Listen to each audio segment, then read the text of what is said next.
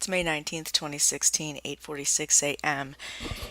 And I looked over the video that I posted yesterday and saw a major mistake. I was explaining a loop and I explained a single iteration of it and then jumped straight down to the next if statement, which was completely incorrect. So I deleted that post and I'm going to go over the code again because that's a little bit embarrassing. And I'll try to be brief.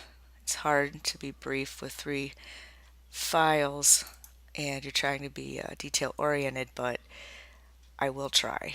So again, this was my demo23.html web page. So let's open that.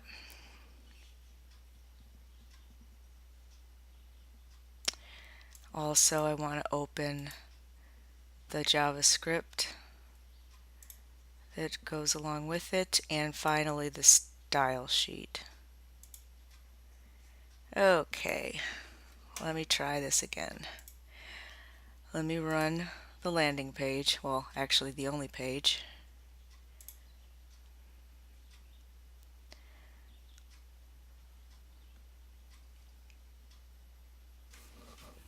And it's taking forever to open.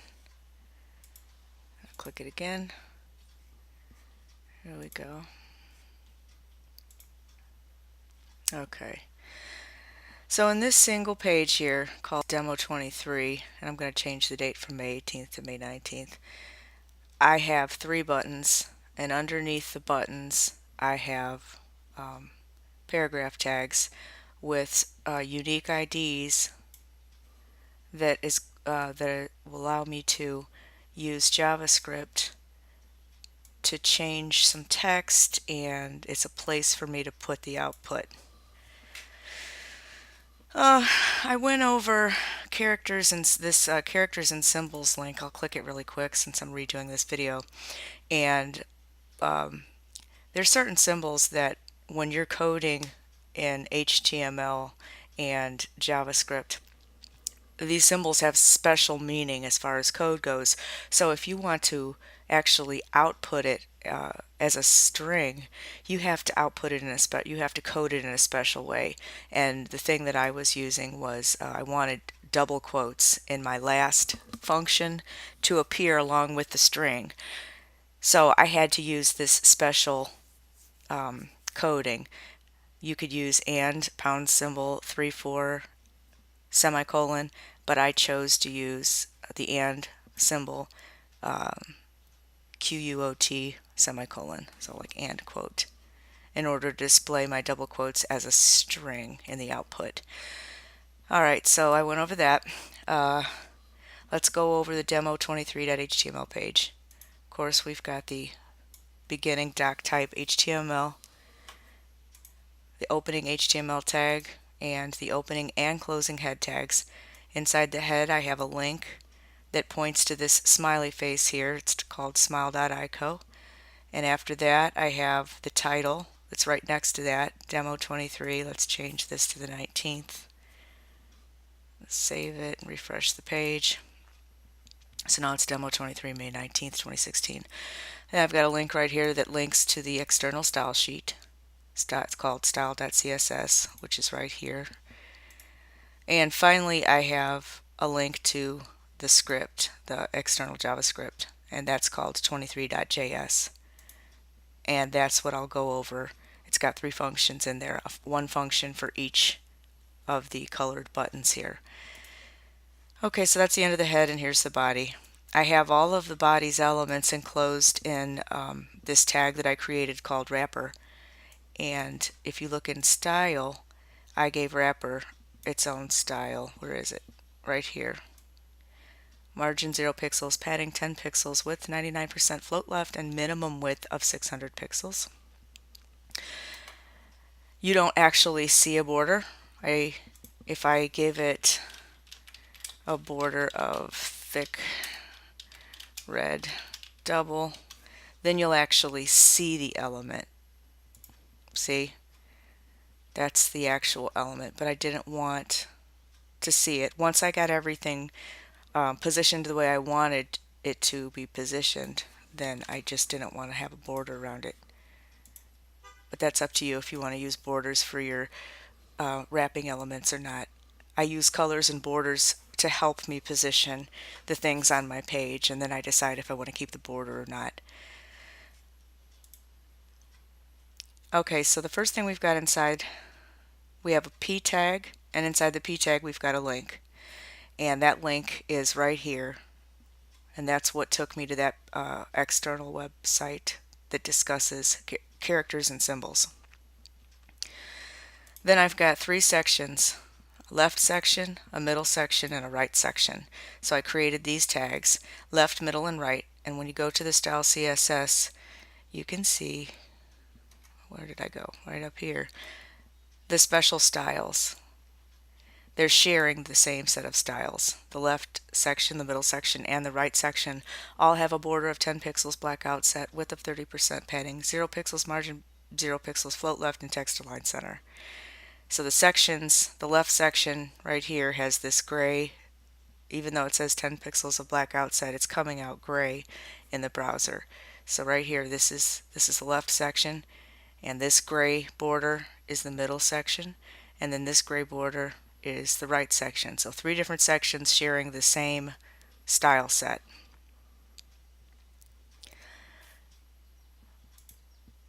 Inside each section, there's a button and a paragraph tag. So first we have a button with an ID of G. We're discussing this green button right here. So if I look in my style, I gave ID of G, which is indicated with a pound symbol on G, this style: background color, border, and height. All three of these buttons have an ID, so pound B is for the middle one for to indicate blue. It's just my own name. Pound P for this purple one.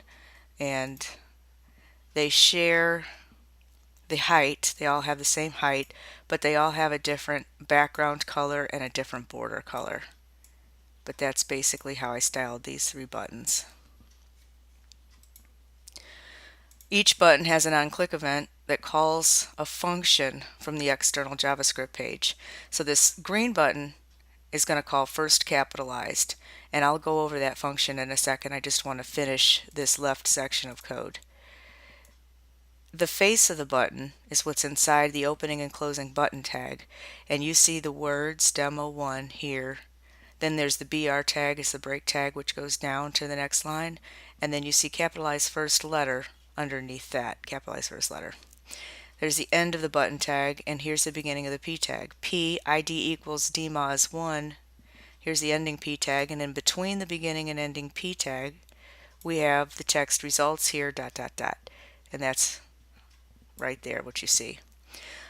The ID of dmos1, let's go into the style sheet. dmos1 is being used two ways. One, in my external style sheet, I'm giving it a style, and two, I'm using dmos1 as a locator of where the function is going to put some text. So dmos1 is being used again in the style sheet and in the JavaScript.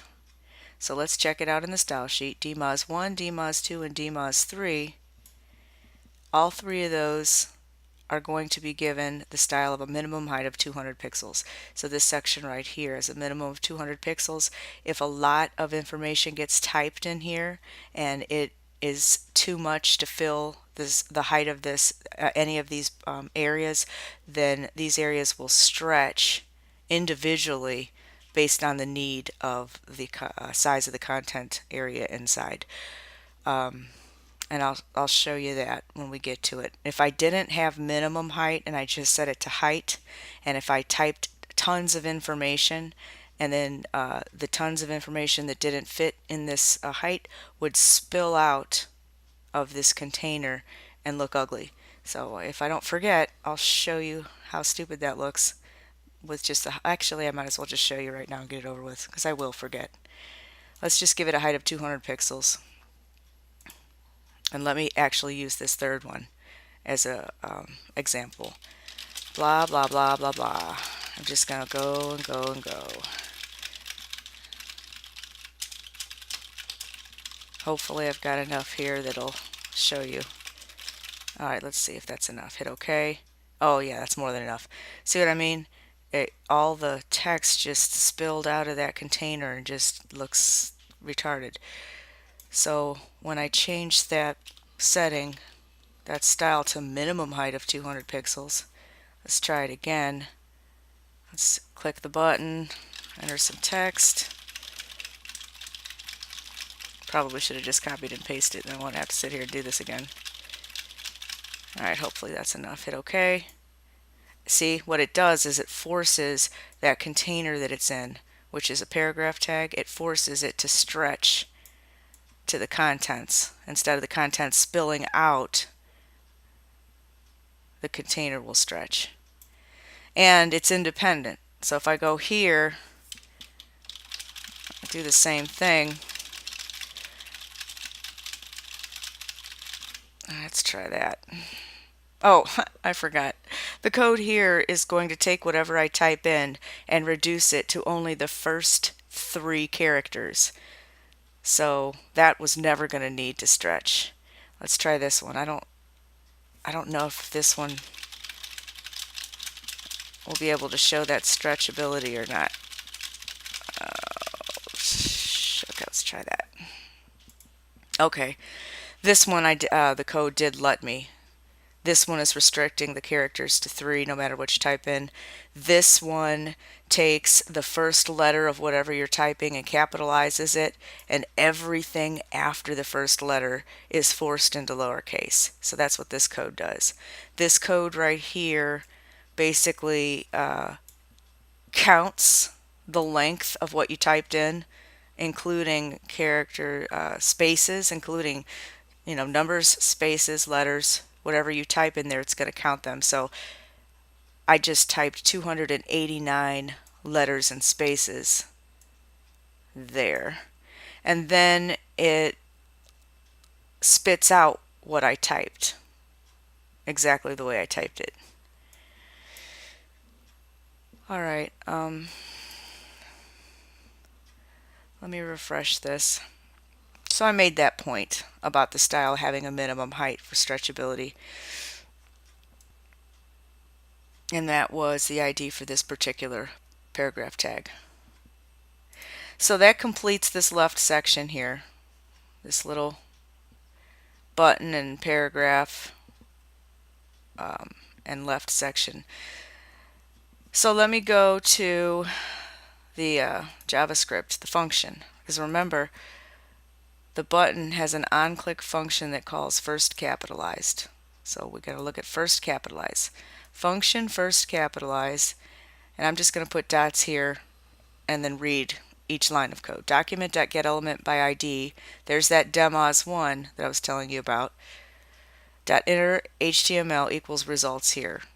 So basically that put the first thing that happens, even after I click this and I type something in, I click OK. Well, if I didn't put this statement right here, this right here, when I click it again, did you see how it changed from whatever I had? It clicked to the words results here. That would stay here. So for instance, what it's asking me is to enter a state. So I click Ohio, and in this case I'm going to put it in all lowercase. I click OK, and Ohio is capitalized. If I click it again, results here, it kind of like starts all over again.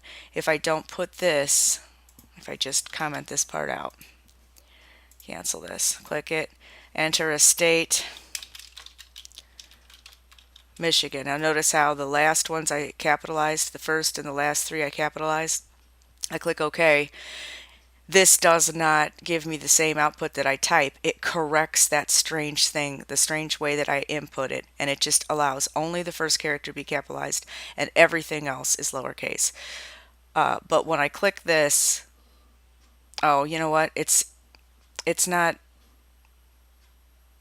It's still reading. It's like it's still reading as if this line of code is still here because I didn't hit the refresh button. When I hit the refresh on my page, then it saves the fact that I turned this into a comment.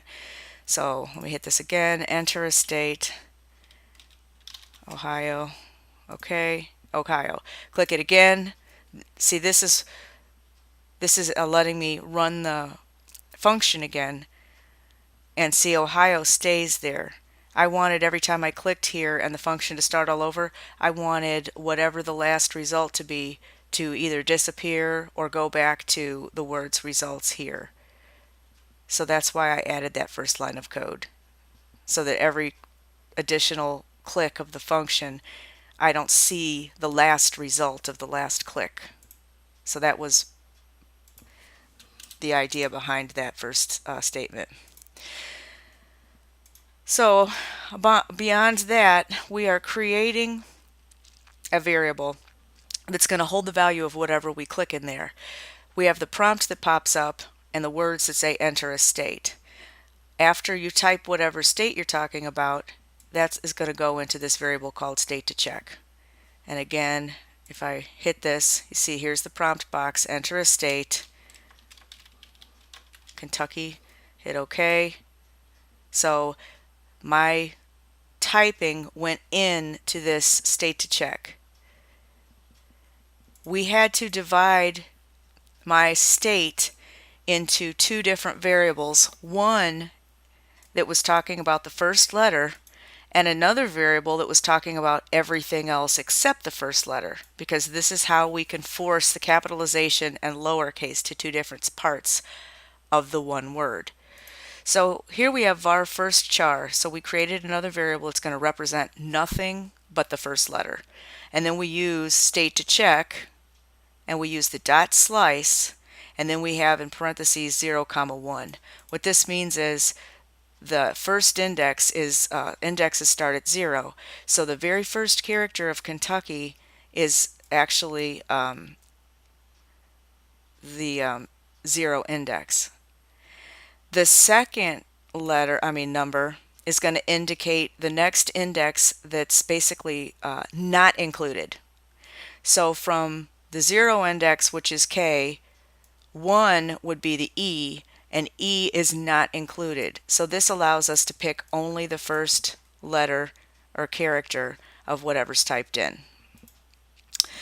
And then in order for us to grab everything else that we typed, we're going to create another variable, var other characters, shortened with other chars, equals state to check.slice.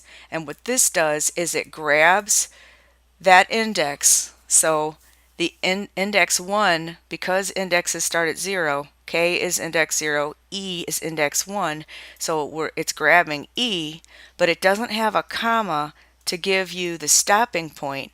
So it actually takes E and everything that's after it. Then we're going to take first char, which is the first letter, and we're going to set that to uppercase. First char dot toUpperCase. So now the first character of whatever you type in is going to be permanently coded to output in uppercase. We're going to do the same thing with the rest. Other chars equals other chars dot toLowerCase. So now everything other than the first letter is going to be hard-coded to display as lowercase. Well, we have Kentucky divided into the first letter and everything else. So just to display it, we have to concatenate those two back together. So here we create yet another variable, and it's called capped state, short for capitalized state, equals, we're going to take the value of first char, which is just the first letter, and plus other chars, which is everything after that. So now we're dealing with a variable capped state. So once we get to this line of the code, document.getElementById, again, we're using the special identifier of that paragraph, which is dmos1, .innerHTML equals capped state. So finally, we're able to produce the single state with one capital and everything else lowercase. These three here are giving me the style.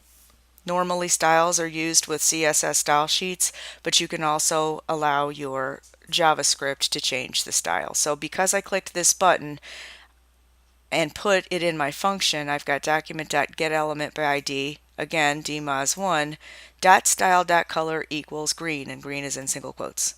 That's one statement. The next statement to change the style, document.getElement by ID dmos1.style.font-size is 25 pix. So you can see the difference between the original results here font and the Kentucky font. It's much larger. We've changed it to 25 pixels. And lastly, document.getElement by ID dmos1.style.padding equals 3 pix. And the reason I gave it a padding of 3 pixels is, if you remember when I first ran the code way over here with the purple button and I just ran the code out of this, the code that I typed in was brushing up against this gray border, and I didn't like how that looked. So when I set the style padding to 3 pixels, it kind of gave me a little white space between the text and the gray border, and I thought that looked better. All right, so that was the functionality of this first green button. I don't need to show it again. Now let's go back to our page and let's talk about the middle section. That's this one right here with the blue button. Button ID equals B, and I already showed you the special style and the CSS for that. OnClick equals abbrev month. That's the name of that function. And the text that's on the face of the button is demo2. It goes down with a break tag to the next line, abbreviate a month.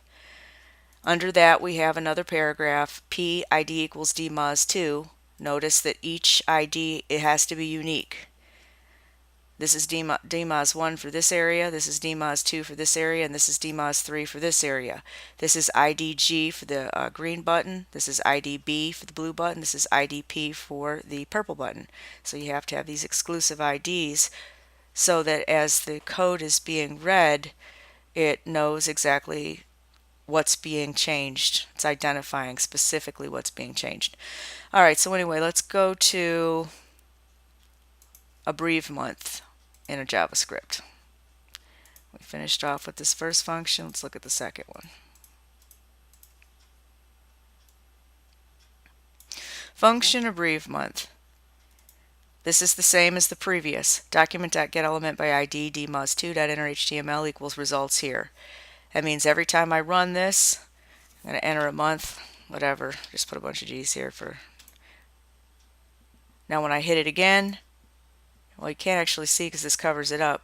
If I hit cancel, it says results here instead of the previous month that was typed in. Month or text, whatever you type in here. Next, I have var month to check equals prompt enter a month. So again, when we click this, here's the prompt. It says enter a month. Whatever I type in here, let's put a bunch of X's this time. Whatever I type in here is going to go into the variable month to check. So then when we go down here to this next line of code, month to check dot length is going to count the spaces and the characters that were typed in, and that number is going to go into var charsen month. Then we're going to get to the next line of code that's going to ask the question, if charsen month is greater than 3. Well, it just depends on how many things I type in here. Right now, I'm sure that that's more than 3. I can't tell because the X's are so close together how many it is, but it's definitely more than 3. So that's going to make this a true condition. So if the condition is true, then it's going to follow whatever code is inside the following curly braces. So what's going to happen is month abbrev is going to be set equal to month to check dot slice. So this that I typed in here is going to be sliced, and we only want to slice the first 3 characters. The 0 index is going to indicate the very first character. So 0, 1, and 2. Index 0, 1, and 2 will be the first 3 characters, and it will stop and not include index 3. So there's our delimiter. There's our stopping point that is not included in the slice. And so the first 3 characters are going to be sliced out, and it's going to go into the variable called month abbrev. Here I had a test to double check that my slice was correct. So if I take that out of the comment and cancel this and rerun it, let's enter a long month. Let's enter February. Okay. Click OK. Oh, I had to refresh it again. If you don't refresh after you make a change in your code, then it's not going to reevaluate the code with the change. Let's try it again. Enter a month, February, hit OK. Now this is showing an alert box, and it's showing FEB. I thought that it was going to give me an uppercase FEB. Oh, the reason it's not capitalizing it at this point, because the code that creates the capitalization is down here, and the code starts from the top and trickles to the bottom, so we haven't hit that direction in the code yet.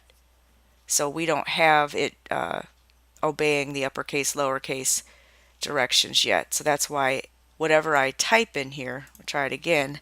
If I type it all in caps and hit OK, it's going to show caps. The only thing that the code does right now is slicing the first 3 characters out at this point. But anyway, I don't really want to use alert boxes for my final output. I want to use this paragraph with the special ID of DMOS2. And this is basically the alert boxes for testing purposes. Save this. Go down to the next lines of code. So we have our 3 letters, but what we want to do is slice them so that I can create a capital first and a lowercase for everything else, which is going to be basically a repeat of what the first function did. So we're creating var first char equals month abbrev dot slice, and we're doing it the same way. We're grabbing the 0 index, comma, not including the first index. So that grabs one and only one character, the first one. Then var other chars equals month abbrev dot slice. Now we want everything else. So we are going to start our slice at the first index, which is actually the second character. No comma, so we have no delimiting and no stopping of everything else to slice. So it's going to slice everything else, everything but the first character. Here we're going to set both of those variables to first char to uppercase and other characters to lowercase respectively. So first char equals first char dot to uppercase, other chars equals other chars dot to lowercase. Again, we have to concatenate those two. So we create our last variable, var now capitalized equals first char plus other chars. So now when I output the information, I'm going to use the now capitalized variable because that's holding the information in its latest form. So we have document.getElementById demos2.innerHTML equals now capitalized. And just like the other one, these 3 statements right here are basically just changing the font from being this little results here in black to a larger font with padding and color. Document.getElementById demos2.style.color equals blue. Document.getElementById demos2.style.font size equals 25 pix, and document.getElementById demos2.style.padding equals 3 pix. End of function. So we basically, this second function did a little different because it sliced and made whatever you type in a certain size, an abbreviation, and then it repeated what we learned here about how to slice something and change the case. So enter a month, March, all in lowercase, hit OK. Again, I didn't refresh the page, so it gave me this alert box that I actually commented out, but since I didn't refresh the page, it didn't obey that was just a comment. So try it again, enter a month, March, hit OK. There we go. Instead of giving me the pop-up box, it just puts that information in here. That's the way I want it to respond. Capital first and only 2 characters after that. So it's abbreviated and capitalized. Alright, so that was the second function. Let's hit the third function.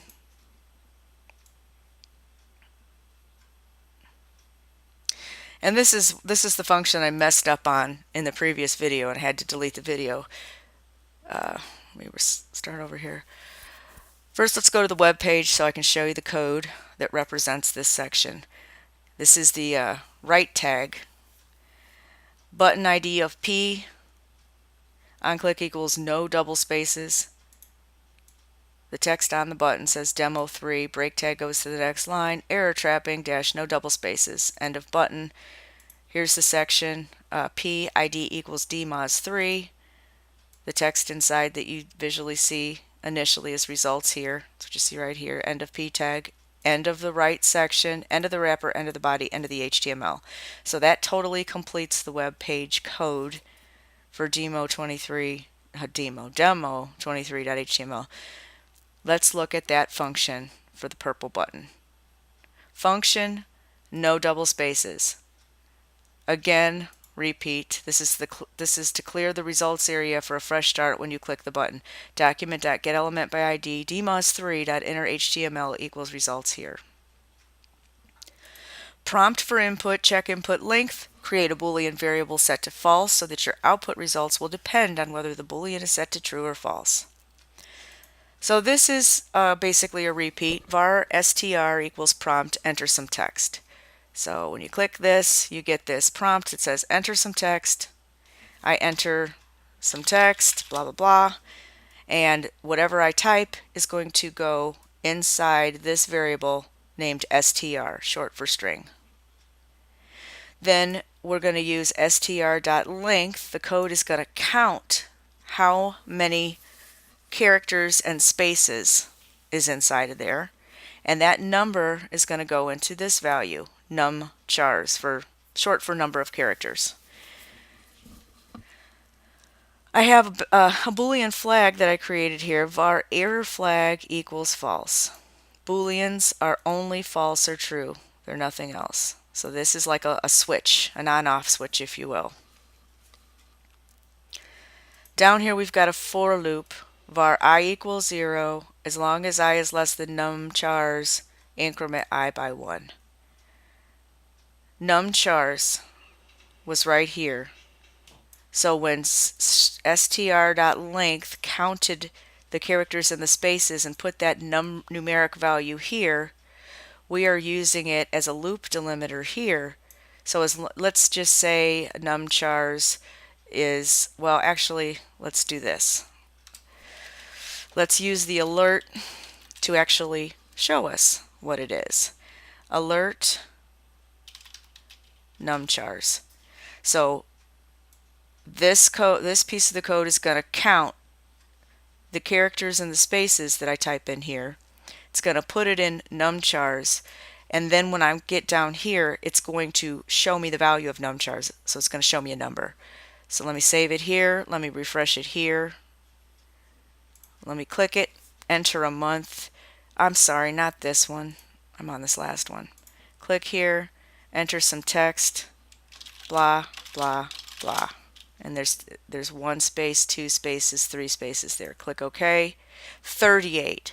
So 38, if I were to keep going, would be in this loop right here, as long as the counter, which is I, is less than the value 38. It's going to keep looping.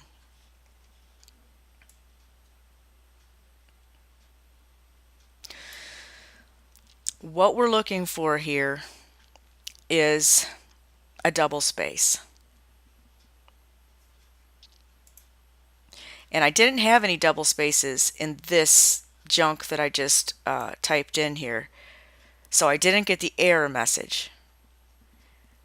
So let me rerun this so that you get the error message. Let me say happy day 1, 2, 3, 4, 5. So there's definitely some double spaces in there. Happy day. Happy day, a bunch of spaces, happy day. Hit OK. 23 is the number of spaces and characters that I typed. Click OK. Now, here's the error. No double spaces permitted here. Try typing again without double clicking your space bar. You're probably thinking, who cares about double spaces? It's not really the point of double spaces, as as what the point is showing you how to create messages based on error trapping. So if you want your code to not have double spaces, this is how it would work. If you want your code to not have somebody type a certain word in there, I don't know, like cuss words or something, you could use the same code to slice something and check for a match. Like right here, the match that they're looking for is 2 double spaces. If you were to change this to something else, then it would correct you in the same manner. So I don't want to really get into talking too much because it might be more confusing than it's worth. Let's just go into this next code. If string.slice I comma I plus 2 is equal to 2 spaces. I guess it would be easier if let's just say have a nice day with no double spaces. Hit OK. 15 characters and spaces. The length of the string that you typed is 15. The string that you just typed is have a nice day. Let me do it this way because then I can explain this and have this to refer to at the same time. This is what I typed. Okay, so this is what's going to be sliced. This is what's going to be compared piece by piece as it loops through iterations. Initially I is 0. Okay, so slice is going to be 0, comma, and 0 plus 2 is 2. So this slice is going to be 0, comma, 2. What that's going to do is it's going to slice out of this, the 0 index, which is h, and it's going to stop before the second index, so 0, index 1. That's the slice. When you have 0, comma 2, that's the slice. It's not going to include index 2. The v would be index 2. H is index 1, H is index 0, A is index 1, V is index 2. So that comma 2 means that that's not included. That's the stopping point. So HA is being sliced out. So what's being compared here is it's asking this whole statement right here from here to here before the triple equals is HA. It's asking is HA equal to space space. Well, that's not a true statement. Okay, so this is not a true statement. So it is going to go back up to the loop again. It is going to check the next 2 characters, which in this case is VE, and it's going to compare that. Is that equal to 2 blank spaces? No, it's not. So it's going to loop it again, and then it's going to look at the next 2 spaces, which is a space and an A. Again, that is not equal to 2 empty spaces. It's going to go to the space and an N. Every time it loops, it's going to loop 2 characters, next 2 characters, and then the next 2 characters. It is looking for something to match 2 empty spaces, and it's going to go all the way to the end, the number of characters and spaces, and if it doesn't find a match, all of that is negative, all of that is false. So then it's going to end up down here to this if, and it's going to ask if error flag is equal to false. Well, we created error flag way up here in the beginning of the code, and we set it to false. So error flag equals false is a true statement. So when it's asking if error flag is equal to false, the answer to that is true. So then it's going to execute the code in this set of curly braces.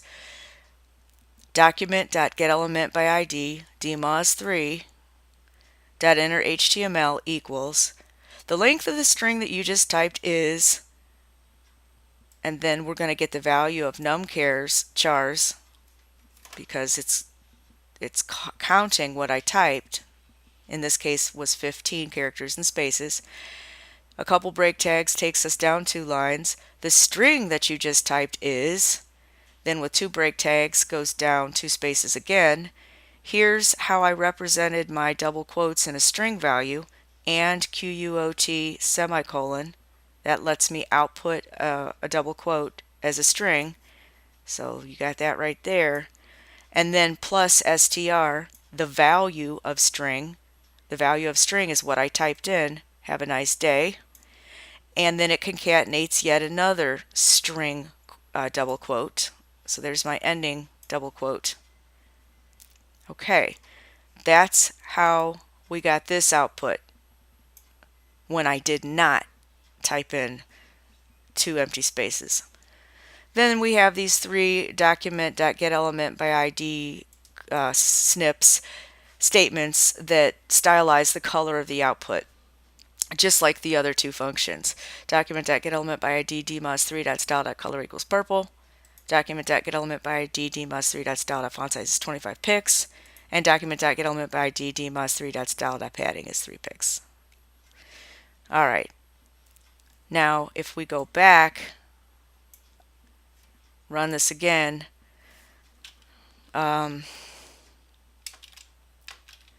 happy new space year. Now I've got the error. For this particular error trapping, I don't want double spaces. So I click OK. Again, I don't really need this alert. This was basically for testing purposes, but it's kind of good to show you the testing purposes, because this is what you'll have to do if you learn how to code. You're going to have to test it through different parts of your code to test, okay, where is this variable's value at now? And then you do something, well, where is the value at now? Did it change properly? Did it change the way I expected?